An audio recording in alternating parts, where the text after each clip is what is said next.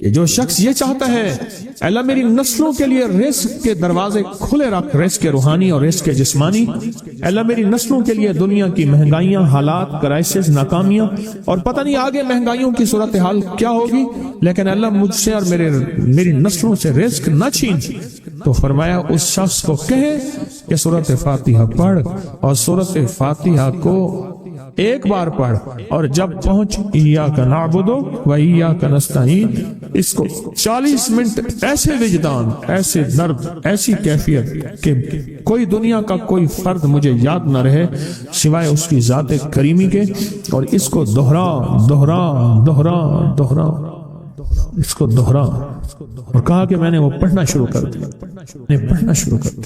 شیخ حامد کوفی کہتے ہیں کہ کوفہ میں ہمارے ہاں ایک رئیس تھا، اور لوگ اس کے در سے کھاتے تھے، اور لوگ اس کے در سے بہت لیتے تھے، اور بہت سخاوت چلتی تھی، اور سنا تھا کہ اس کے والد بھی ایسے رئیس تھے، اور سنا تھا اس کے دادا بھی ایسے رئیس تھے، اور یہ بات سنی تھی کہ اس کے دادا نے کوئی عمل کیا تھا، اور ایسا نہیں، دادا کے بڑوں نے کوئی ایسا عمل کیا تھا جس میں اللہ سے نسلوں کے لیے رزق اور رزق کے خزانے منوائے تھے۔ کتنے لوگ ایسے ہیں، مال دولت چیزیں، ایسے حالات اور گردش میں آئے کہ ناموری سے گمنامی میں چلے گئے۔ مجھے یاد ہے کہ میں ٹاؤن شپ میں ایک بندے سے ملا، یہ بات ہے آج سے کوئی 27-28 سال پہلے کم و بیش، ایسے چھوٹا سا کمرہ تھا اور مختصر سی 2-3 کرسیاں، ایک ٹوٹی سی میز، اور کہا کہ میں لاہور میں میرا سکہ چلتا تھا، میرا نام یہ ہے، نام مناسب نہیں، رازداری زندگی کا پہلا حصہ ہے، اور میرا نام یہ ہے، اور میرا اپنا ذاتی جہاز تھا، اور یہ مال تھا، اور یہ چیز تھا، اور آج میرا حال یہ ہے کہ اگر میں دوائی لوں گا تو یہ بندہ پیسے دے گا جو ساتھ کھڑا تھا، میرے پاس دوا کے پیسے نہیں ہیں۔ مجھے ایک ہمارے مخلص ہیں، وہ کہنے لگے کہ میرے والد جن کے پاس جاب کرتے تھے ان کا بہت بڑا کاروبار تھا، انہوں نے اس دور میں 14,000 کی گاڑی لی تھی نئی، اور پھر 16,000 کی گاڑی لی، نئی گاڑی، کتنے کی؟ 16,000 کی گاڑی لی، 100 کا نوٹ بانٹتے تھے، صبح سے شام تک، شام سے صبح تک لوگ لین لگا کے لیتے تھے، اور جس دور میں 250 روپے کے 5 مرلے جگہ ملتی تھی، 250 فٹ جگہ ملتی تھی، نہ 125 فٹ، 125 جگہ ملتی، 5 مرلے 250 روپے کی، اور وہ بیچتے تھے۔ اور پھر ایک وقت ایسا آیا ہر چیز ختم ہو گئی۔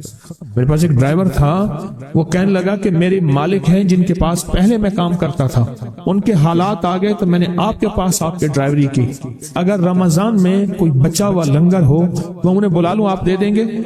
تو ہم رمضان میں مجمع آتا تو کوشش کی جاتی ہے کہ ان کو کھانا تازہ کھلایا جائے، تو میں نے کہا ٹھیک ہے، کہا کہ کچھ پیسے بھی ہو جائیں۔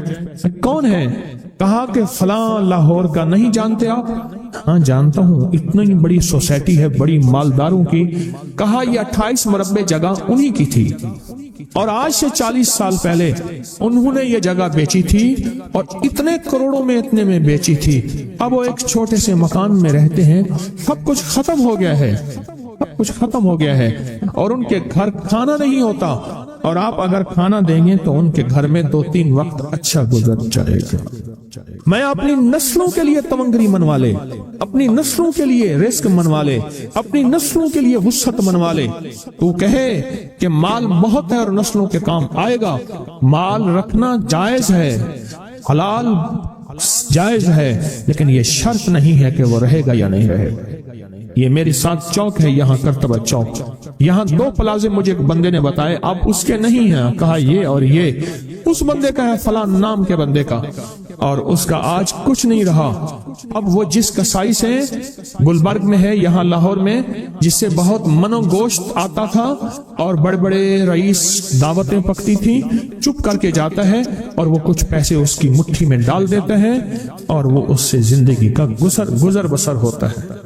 میں یہاں لاہور میں فیروز پور روڈ پہ ایک جگہ گیا تو انہوں نے وہ جگہ پہ کھڑے ہو کے دکھایا، وہ سامنے جو بنگلہ ہے، میں نے کہا وہ تو محل ہے، کہہ رہے یہ اس بندے کا ہے، اب ایک کمرہ اس کو ہم نے دیا ہوا ہے اور وہ بنگلہ وہ محل وہاں وہ کھڑکی اس طرف کی بند رکھتا ہے کہ میری نظر اس پہ نہ پڑے، وہ سب کچھ اس سے چھن گیا ہے۔ سنیں، یاد رکھیں، جو اللہ کے خزانوں سے ملتا ہے وہ تیری جیب سے جا نہیں سکتا، وہ دنیا کی جیبوں اور مالوں سے جو ملتا ہے وہ تیری جیب میں رہ نہیں سکتا۔ یہ جو عمل ہے نا، نسلوں کے لیے رزق منوانا، برکت منوانا، نسلوں کے لیے رزق منوانا، نسلوں کے لیے برکت منوانا، یہ جو عمل ہے، بس اب میں نے آپ کو عرض کیا نا کہ آپ پوچھیں کتنا دن کریں گے، میں نے کہا دل خود بولے گا، من خود بولے گا، اندر خود بولے گا۔ میں نے آپ کو کچھ واقعات سنائے ہیں، بڑی بڑی ہستیوں کے واقعات، بڑی بڑی ہستیوں کے واقعات۔ یہ اس میں سعودی عرب مکہ مکرمہ میں ایک جگہ ہے، اس کا نام خالدیہ ہے سوسائٹی۔ میں وہاں ایک عرب سے ملا، شیخ ابو ترکی اسے کہتے تھے، تو اردو عربی تو مجھے آتی نہیں، بس تھوڑی بہت ایسے شدھ بدھ ہے، تو وہ تھوڑی ہی دیر میں کہتے تھے، ایسے اٹھتے تھے نا، کہتے تھے اللہم ایاک نعبد و ایاک نستعین۔ میری ان سے چند ملاقاتیں ہیں، بوڑھے تھے، بابے تھے، کہ ان کے بڑے آئے تھے، اصل میں خلافت عثمانیہ تھی تو ان کے بڑے ترکی سے آئے تھے، تو پھر مکے میں رہتے تو وہیں کے ہو گئے۔ ان کا جو خادم تھا وہ اردو بولنے والا تھا اور انڈیا کا تھا، اس سے میرا تعلق تھا، تو میں نے اس سے پوچھا، میں نے کہا تیرا جو ہے یہ بابا یہ کیوں پڑھتا ہے، یہ پتہ نہیں، پوچھ کیوں پڑھتا ہے؟ اس نے کہا جلالی بابا ہے تو کہے گا مجھ سے۔ میں نے کہا میرا کہے؟ اچھا، وہ میرے اشارے دیکھ رہا تھا، تو اس نے عربی سے پوچھا کیا کہتا ہے؟ اس نے ڈرتے ڈرتے کہا کہ جی آپ یہ کیوں پڑھتے ہیں؟ تو بڑا خوش ہو گیا، کہنے لگا پہلا بندہ ہے جس نے مجھ سے یہ پوچھا، آج تک کسی نے پوچھا نہیں، پہلا بندہ ہے جس نے مجھے یہ پوچھا ہے۔ کہا جب ہم چھوٹے تھے ہمارے پاس بہت غربت تھی اور تنگ دستی تھی، تو میرے والد ہمیں بٹھا لیتے تھے اور ہم سورۃ فاتحہ پڑھتے تھے، اور جب پہنچتے تھے نا ایاک نعبد و ایاک نستعین پر، تو پھر اس کو میرے والد کہتے تھے دہراؤ، بہت زیادہ پڑھو، بہت زیادہ پڑھو، بہت زیادہ پڑھو، بہت زیادہ پڑھو۔ کام پڑھتے تھے، بہت زیادہ پڑھتے تھے، بہت زیادہ پڑھتے تھے، اور کہا میرے والد پھر دعا کرتے تھے اور ہم آمین کہتے تھے، اور میرے والد کہتے تھے چلو مبارک ہو، ہمیں جو ہے اللہ پاک وہ فلاں چیزیں، وہ حلاوے، وہ چیزیں کھلائیں گے۔ کہہ رہے ابے کو دیکھتے تھے، ابا جی ہمارے پاس تو پیٹ بھر کے روٹی نہیں ہے، آپ کہتے ہیں اللہ وہ کھلائے گا، وہ کھلائے گا، اور ابا ایسے خوش ہو جاتا تھا۔ کیوں؟ ابے کو یقین تھا کہ سورۃ فاتحہ اس کریم نے قبول کر لی اور میرا کام ہو گیا۔ وَمَن يَتَوَكَّلْ عَلَى اللَّهِ۔ آ میرے بندے، میری ذات پہ بھروسہ کر کے دیکھ، میرے قریب آ کے دیکھ، مجھ سے دوستی لگا کے دیکھ تو صحیح، میں کر کے دکھاؤں گا۔ ایک درویش تھے، لوگوں کو اللہ سکھاتے تھے، ایک جنگل میں جا رہے تھے سفر میں کہیں، تو ایک جگہ جو ہے رات پڑ گئی، ایک درخت کے نیچے قیام کیا۔ جب قیام کیا تو رات کو آنکھ کھلی تو سنا کہ دو بندے آپس میں باتیں کر رہے ہیں، آنکھیں بند ہیں، کان کھلے ہیں، یعنی نیند کھلی ہوئی ہے۔ جاگتے میں آواز آئی، ایک بندہ کہنے لگا اس کو ہم چھیڑیں، تنگ کریں، یعنی کسی بیماری میں، کسی دکھ میں، کسی تکلیف میں، کسی مشکل میں، کسی پریشانی میں، کسی ناکامی میں، کسی الجھن میں اس کو مبتلا کریں، اس کو مبتلا کریں۔ دوسرا کہنے لگا چھوڑ، تجھے اس نے کیا کہا ہے، تو اس کو کیوں تنگ کرتا ہے؟ نہ میں اس کو تنگ کروں گا، ایسے کام۔ جاتے جاتے کسی کو انگلی لگا دی، کسی کے آگے پاؤں کر دیا، پاؤں کے بل گر گیا، کوئی کیا کر رہا ہے۔ بعض لوگوں کا مزاج ہوتا ہے، یہ لوگوں کے مزاج میں کمی ہے، شیاطین کا مزاج ہی یہی ہے، اس لیے جو اس مزاج کا بندہ اس کو شیطان کہتے ہیں۔ عمومی معاشرے میں نا وہ بڑا شیطان آدمی، اس کا کام لوگوں کو تکلیف دینا ہے، تو اس نے کہا اس کو تکلیف نہ دے۔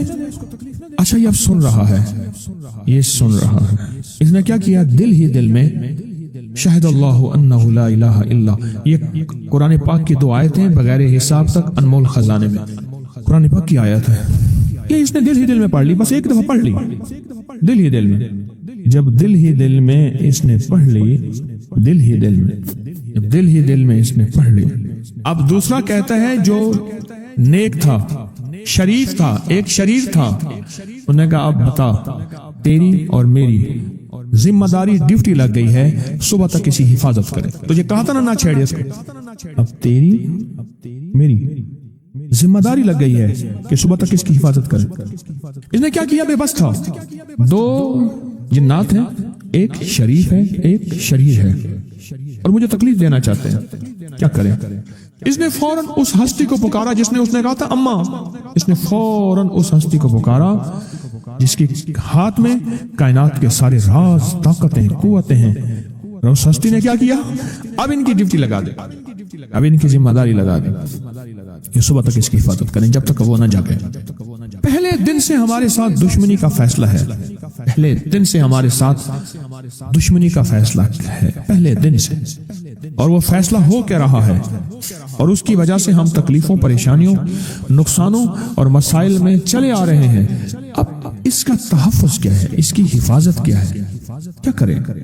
ایک خود لڑیں، ہواؤں سے لڑنا. ہمارے یہاں ایک مائی تھی، اس کا بیٹا تھا، کہنے لگا میرا پتر ہر وقت ہوائی نہ لڑ دے. ہر بندے سے لڑتا ہے، ہواؤں سے بھی لڑتا ہے سارا دن. ہوا سے کون لڑے گا؟ اب خود کہتے ہیں ہوائی چیزیں. جنات کا نام ہم نے ہوائی چیزیں بھی رکھا ہوا ہے کہ ایسی چیزیں جو ہوا کے جھونکے کی طرح نظر نہیں آتی. ہمارے معاشرے میں جنات کو ہوائی چیزیں بھی، اوپر کی چیزیں بھی کہا جاتا ہے، ہوائی چیزیں بھی کہا جاتا ہے. ہوا سے کون لڑ سکتا ہے؟ بے بس ہیں ہم بے بس ہیں، ہم نہیں لڑ سکتے. ایسی طاقت کو لے آئیں، ایسی طاقت کو لے آئیں جو لڑ سکتی ہے، اور وہ اللہ ہے، اور اس کی طاقت ہے، اور اس کی قوت ہے، اور اس کا 100% جمال ہے، جلال ہے، عزت ہے، عظمت ہے، وقار ہے، شان و شوکت ہے. وہ طاقت ہے جو لڑ سکتی ہے، کوئی نہیں لڑ سکتا. یاد رکھنا، جنات شیاطین سے کوئی نہیں لڑ سکتا. میری بھی زندگی گزری ہے روحانیت کی دنیا میں طالب علم کی حیثیت سے. وہ جن تابع وغیرہ نہیں ہے، لیکن ان سے لڑ کوئی نہیں سکتا. ان سے اگر اللہ کی مدد ساتھ نہیں ہے اور اللہ کے نام کی طاقت اور ڈھال ساتھ نہیں ہے، ان سے کوئی نہیں لڑ سکتا، اور نہ لڑنے کی کوشش کرنا. اللہ کی مدد، یہ آیت الکرسی کیا ہے؟ یہ ساری اللہ کی مدد ہے، اللہ کی منت اور خوشامد ہے. ترجمہ اٹھا کے دے، یہ آیت الکرسی ساری میری اللہ کی منت اور خوشامد ہے. اللہ لا الہ الا هو الحی القیوم. مولا تیرے علاوہ ہے ہی کوئی نہیں. لا الہ الا الحی، تو ہمیشہ زندہ ہے، موت نہیں. القیوم، سب مٹ جائیں گے تو قائم ہے. لا تاخذہ سنہ، اے مولا تو وہ ہستی ہے جسے نہ نیند آئے نہ اونگ آئے. ولا نوم، لہو ما فی السماوات و ما فی الارض. ساری کائنات، ساری زمینیں، سارے آسمان مولا تیرے ہی ہیں، حکومت تیرے پاس ہے. من ذا الذی یشفع عندہ الا بإذنہ، کون ہے جو سفارش کرے؟ تیرا امر ہوگا تو سفارش ہوگی. تیری حکومت، طاقت کے سامنے کوئی بندہ نہ ہل سکے، ناک اٹھا سکے. یعلم ما بین ایدیہم وما خلفہم، تو ہمارا پچھلا ڈیٹا بھی جانتا ہے، تو ہمارا اگلا ڈیٹا بھی جانتا ہے. ہماری پچھلی کیمرے کی ساری ریکارڈنگ تیرے پاس ہے، ہماری اندھیرے اجالے تیرے پاس ہیں، ہماری صبح شامیں تیرے پاس ہیں، ہمارے دل کے تصورات تیرے پاس ہیں، دل کی سوچیں اور خیالات تیرے پاس ہیں. ولا یحیطون بشیء، اور تیری طاقت ہر کسی پہ غالب ہے، احاطہ کیا ہوا ہے. الا بما من علم، الا بس تیرے علم میں ہے. وسع کرسی، تیری کرسی بڑی وسیع ہے، تیرا اقتدار بڑا وسیع ہے، تیری حکومت بڑی وسیع ہے. تیرے پاس کئی سکندر آئے اور گئے، کئی سکندر آئے اور گئے. میں خوارزم میں گیا، وہاں بخارا سے آگے، بہت آگے، وہاں کا سفر تھا جہاز کا، بہت آگے، وہاں کئی میلوں میل. وہاں ایک شہر تھا، اس کا نام تھا نوراتا. شیخ ابو الحسن نوری رحمت اللہ علیہ، ہمارے بڑوں کی کتابوں میں ان کے تذکرے آتے ہیں. ان کا وہاں مزار تھا، اور لوگ ان کے ہاں آ کے 9 راتیں گزارتے تھے، اور وہ اللہ اللہ سکھاتے تھے. یہ بڑوں کے ہوتے تھے. جیسے سال کے بعد، یہ بھی آج راز بتا دوں، سال کے بعد بزرگ ہر کونے، ہر کریے، ہر گوشے میں نکل جاتے تھے، لوگوں کو اللہ اللہ سکھاتے تھے. ایک جگہ مخصوص ہوتی تھی، مرشد کا آستانہ. سال کے بعد وہیں جمع ہوتے تھے اور ایک دوسرے سے ملتے تھے، میل جول ہوتا تھا. اس میل جول کا نام ہے میلہ، ملنا، میل جول. اب وہ میلہ بنتے بنتے کہاں نکل گئے. میلے کا نام آتے ہی فوراً سرکس آتی ہے. حالانکہ میلہ کیا تھا؟ ملتے تھے فلاں علاقے کے حالات کیا ہیں، فلاں گاؤں کے، فلاں قریے کے، فلاں شہر کے کیا حالات ہیں، وہاں لوگوں کی دینی حالت، ایمانی حالت کیا ہے، وہاں کیا باطل کفر ہے، وہاں کیا نظام ہے، کیا ایک دوسرے سے ملتے حالات بتاتے تھے. پھر چند دن ساتھ رہتے تھے، ایک دوسرے سے حالات لے کے پھر لوگوں کو اللہ اللہ سکھانے نکل جاتے تھے. پھر سال کے بعد اکٹھے ہوتے تھے. اس کا نام تھا میلہ. اس کا نام تھا میلہ. اور اس کا نام کیا تھا؟ پہلے کیا بتایا میں نے؟ نوراتاں. نوراتے کسی درویش کے پاس آتے تھے، اللہ کا نام بھی سکھاتے تھے، دم بھی کرتے تھے، دعا بھی کرتے تھے، اس کو اللہ اللہ بھی کراتے تھے. بھلا چنگا صحت مند تندرست مسائل کو حل پا کے چلا جاتا تھا. یہ تھا نوراتہ. شیخ ابو الحسن نوری رحمت اللہ علیہ یہ نوراتوں میں لوگ آتے تھے.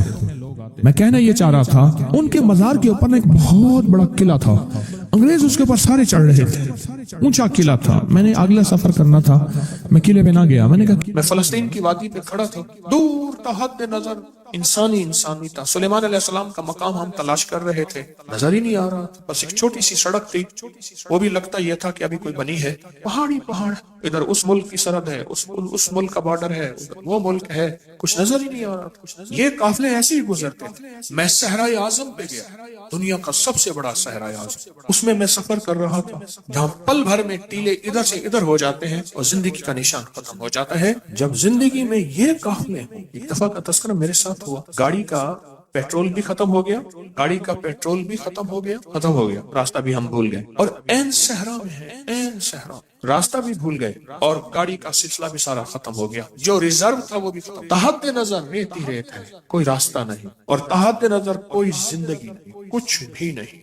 تحت نظر کچھ بھی نہیں. تو ہم نے پھر کیا کیا؟ سخت سردی تھی، ریت پہ تیمم کیا. تیمم کر کے 2 نفل پڑھے. 2 نفل پڑھ کے 3 دفعہ سورۃ یاسین پڑھی جن کو یاد تھی. اس کے بعد بیٹھ کے پھر سورۃ قریش پڑھنا شروع کر دی. ہمارے ساتھ ایک صحرائی آدمی تھا جو ستاروں کی چال پہ لے کے ہمیں چل رہا تھا. رات کے وقت میں باہر نکلتا، کہتے ٹھہرو، گاڑی کو ٹھہرا. جا کے ایسے نہ اوپر نیچے دیکھتا، ستاروں پہ دیکھتا، قطب ستارے کو دیکھ کے چل رہا تھا اور ستاروں کو دیکھ اس طرف کریں، ہماری منزل اس طرف ہے. 1-2 دفعہ بھول بھی گئے. اور ہمارے پاس جس بندے کی گاڑی تھی وہ گاڑی بھی بہت کمزور تھی، طاقتور ریت میں پھنس جاتی تھی. پھر جھاڑیاں کاٹ کے لے آتے، اس کے ٹائروں کے نیچے ریت نکالتے، اس کے نیچے جھاڑیاں دیتے. پھر کچھ بندے دھکا لگاتے، کچھ گاڑی دھکا لگاتے، پھر چلتی، پھر بندے دوڑ کے بھاگ جاتے. رات ایسے گزری ساری. منزل پہ پہنچے نہیں تو پھر ختم ہو. اب اگلی منزل کیا ہے؟ اچھا، جو بندہ چلا رہا تھا وہ پرانا شکاری تھا. پھر اس نے اپنے واقعے سنانے شروع کیے.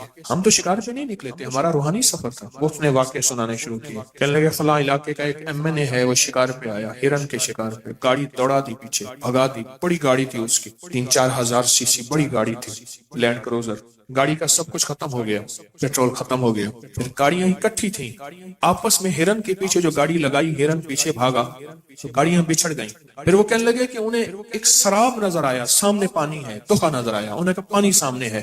خود چل پڑے اور چلتے چلتے چلتے آخر گر گئے اور مر گئے. 3 دن کے بعد ان کا جسم تھا جس میں گوشت نہیں تھا. کہنے لگے کہ میں آ رہا تھا شکار پہ تو مجھے دور سے ایک کپڑا نظر آیا. جھاڑیوں پہ نا وہ کپڑا ڈال دیتے ہیں، وہاں ایک ترتیب ہے کہ کپڑے کو دیکھ کے بندے آئیں.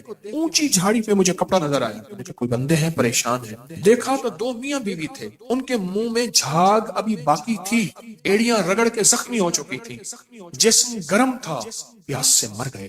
ابھی جھاگ بھی باقی تھی، منہ سے جھاگ نکلتی رہی، ایڑیاں رگڑتے رہے. موت و حیات کی کشمکش میں آخر مر گئے. جھاگ بھی باقی تھی، جسم بھی گرم تھا. ابھی جانور نہیں پہنچے تھے، کھانے والے، نوچنے والے، گدھے اور جانور. تو اس نے یہ ہمیں واقع سنانے شروع کی. اب یہ واقع سنائے اور ہراساں اور خوف پیدا ہو. میں نے اسے عرض کیا سورۃ قریش ہمارے ساتھ. جو سورۃ قریش پڑھنے کا وہ وقت آیا نا، استرار کا وقت، بے چینی کا وقت، جب کچھ نظر نہیں آ رہا، بندے کو نا کھڑا کر دیا جائے کنویں پہ، کنواں ہو نیچے اندھا، ٹھیک، اور اسے کہا جائے کہ سورۃ قریش تجھے بچائے گی، بول کیسے پڑھتا ہے؟ تو بول کیسے پڑھے گا؟ ہم تو دعائیں پڑھتے ہیں، مانگتے کہاں ہیں؟ ہم دعائیں پڑھتے ہیں، مانگتے کہاں ہیں؟ میں پھر عرض کر رہا ہوں، ہم دعائیں پڑھتے ہیں، مانگتے کہاں مانگتے ہیں؟ ہم تو مانگتے نہیں ہیں. وہ سورۃ قریش پھر میں نے کیسے پڑھی ہوگی، اور میرے ساتھ جو قافلے کے لوگ تھے کیسے پڑھی ہوگی؟ سوچیں. سورۃ قریش نفل پڑھے اور نفل بھی اس سے پوچھے قبلہ کس طرف ہوگا. اس صحرائی سے پوچھا قبلہ کس طرف ہوگا؟ تو اس نے ستاروں کو ایسے دیکھ دیکھ کے ایسے کہا قبلہ تو اس طرف ہوگا۔ اس طرف منہ کر کے ہم نے نفل پڑھے، اور نفل پڑھنے کے بعد اب سورۃ قریش پہ لگ گئے۔ 3 دفعہ سورۃ یاسین پڑھی جن کو آتی تھی یاد، میں نے بھی پڑھی، اور اس پر سورۃ قریش پڑھنے میں لگا۔ اب ہر طرف بے کسی ہے۔ وہ صحرائی کہنے لگا کوئی راستہ نہیں، گاڑی سامنے ہے، اس میں کچھ بھی نہیں، پانی بھی ختم ہو گیا پینے کے لیے، گاڑی کا پانی بھی ختم ہوا، ہماری گاڑی کا پیٹرول بھی ختم، ہمارا پانی بھی ختم، ڈیزل گاڑی تھی، وہ سب کچھ ختم ہو گیا۔ پڑھتے نا تھوڑی دیر کے بعد وہ جو بدو تھا، جسے ہم صحرائی کہتے ہیں، عرب میں اس کو بدو کہتے ہیں، وہ جو بدو تھا نا، اس نے دیکھا، اس نے کہا گاڑی آ رہی ہے، تجھے کوئی وہم ہو گیا ہوگا نا، اس نے نا زمین سے کان لگایا، زمین کے ساتھ کان لگانا کہ اس طرف سے کوئی گاڑی آ، پھر لگایا، اس کے چہرے پہ نا بشاشت، آثار مجھے آج بھی نہیں بھولتا، اس کے چہرے پہ ایک رونق، پھر کہ گاڑی ہے۔ اچھا کچھ دیر کے بعد اس کی زوں زوں ہم نے بھی آنا شروع ہو گئی، گاڑی آ گئی، اور دیکھا تو دور سے ٹرک آ رہا، اس نے کہا بوزر آ گیا، بوزر آ گیا، اور ٹرک والے نے دور سے ہمیں دیکھا تو ہارن دیا، ہماری طرف رخ کیا، بندے بیٹھے ہیں، گاڑی کھڑی ہے، مجھ سے ہم سے پوچھ رہے ہیں تم یہاں کیسے؟ ہمارا تو سب ختم ہو گیا، آپ، انہیں میں راستہ بھول گیا، میں بارڈر پہ ہماری جو فوجیں ہیں ان کے لیے پانی لے کے جا، وہ ٹینکر تھا پانی کا، ریت میں چلنے والا، بہت طاقتور، کھینچ کے چلنے والا پانی کا ٹینکر تھا، اس نے کہا ہم راستہ بھول گئے، اور بڑی مشکل سے راستہ کرتے کرتے ہمیں نظر نہیں آیا، اور ہماری گاڑی کا رخ اس طرف ہو گیا۔ رحلت الشتاء والصیف، جب قافلے راستہ بھول جائیں، جب سفر میں الجھ جاؤ، وہ سفر صحرا کا ہو، وہ سفر زندگی کا ہو، وہ سفر کاروبار کا ہو، وہ سفر روح کی دنیا کا ہو یا روحانیت کا ہو، جب زندگی کے کسی نظام میں تمہارا قافلہ گرداب میں، سراب میں، عذاب میں کہیں بھی اٹک جائے، پھنس جائے، تو پھر سورۃ قریش تمہارا ساتھ دے، اور پڑھنا ایسے جیسے میں نے صحرا میں پڑھا تھا۔ ہاں، اس نے پانی پلایا، اس نے ڈیزل دیا، وہ خود ڈیزل تھا، وہ جو ٹرک تھا، اس نے سب کچھ دیا۔ ہمارے ایک صاحب تھے، اس نے کہا تو ڈیزل دینے کا حق ہی نہیں رکھتا، ہم مر جائیں گے تو اسے ڈیزل نہیں لیں گے، سرکاری چیز ہے، ہم کیسے لے سکتے ہیں؟ اس نے کہا بات تو ٹھیک ہے، میں سرکاری چیز ہے، پانی بھی سرکاری ہے، ڈیزل بھی سرکاری، تو میں کیسے دے گا؟ اس نے کہا جی یہ میرے پاس ایک ڈائری ہے، اس نے اٹھائی، اس میں مونوگرام چھپا ہوا تھا سرکاری، اس نے کہا جی اگر میں استعمال کرتا ہوں تو یہ ہمیں ہے، میں اس کا خود اپنی جیب سے دوں گا، کر وعدہ کر، وعدہ کی، جی آپ کو میں اتنا دے رہا ہوں، اتنا پیسہ بنا، اتنا جیب سے دوں گا، میں دوں گا، کہاں ہم لیں گے؟ جب اس کی غیبی مدد آتی ہے، جب وہ غیب سے کرنے پہ آتا ہے، اور بندے کی تڑپ، بندے کی طلب، اندر کی بے چینی اور بے کلی اور بے قراری عرشوں سے فیصلے کرواتی ہے، پھر گاڑیاں ایسے بھٹک جاتی ہیں۔ حالانکہ وہ کہتے ہیں میری ساری زندگی صحراؤں میں گزری ہے، میں نے ڈرائیونگ کی ہے، میں شہر سے پانی میٹھا بھر کے لاتا ہوں، اور جتنی ہماری چوکیاں ہیں بارڈر پہ، میں ان سے پانی پہنچاتا ہوں، چوکیوں کے پاس برتن ہیں، بڑے بڑے ڈرم ہوتے ہیں، وہاں بھرتا ہوں، وہاں بھرتا ہوں، وہاں بھرتا ہوں۔ میری زندگی کا پہلا واقعہ ہے، وہ 2 آدمی تھے، کہنے لگے میری زندگی کا پہلا واقعہ ہے، میں راستہ بھول گیا، کوئی طاقت تھی جس نے مجھے ان کی طرف لوٹایا، کیونکہ ہم رات کے بیٹھے ہوئے تھے، رات ہی ہماری کہانی ختم ہو گئی تھی ہر چیز، اور وہ کل کا چلا ہوا تھا، اور رات ہی اسی وقت میں ہم نے اندازہ لگایا، جس وقت میں ہم نے نفل پڑھے اور سورۃ یاسین پڑھی نفل حاجت کے، اور سورۃ قریش پڑھنا شروع کی، اسی وقت میں اللہ کے غیبی نظام نے اسٹیئرنگ اس کا موڑ دیا۔ پوچھا تیرا اسٹیئرنگ کیسے موڑا؟ کہا تھوڑی سی اونگ آئی تھی مجھے، اس لیے کہہ رہا ہوں نہ اونگا کرو، اسٹیئرنگ مڑ جاتا ہے۔ جب قافلے چلتے تھے اور وہاں قزاق ہوتے تھے، لٹیرے ہوتے تھے، لوٹنے والے مال کو، چیزوں کو، تو ان قافلوں کی حفاظت کے لیے، کیونکہ قافلوں کو 2 چیزوں کا خوف ہوتا تھا، یاد رکھیے،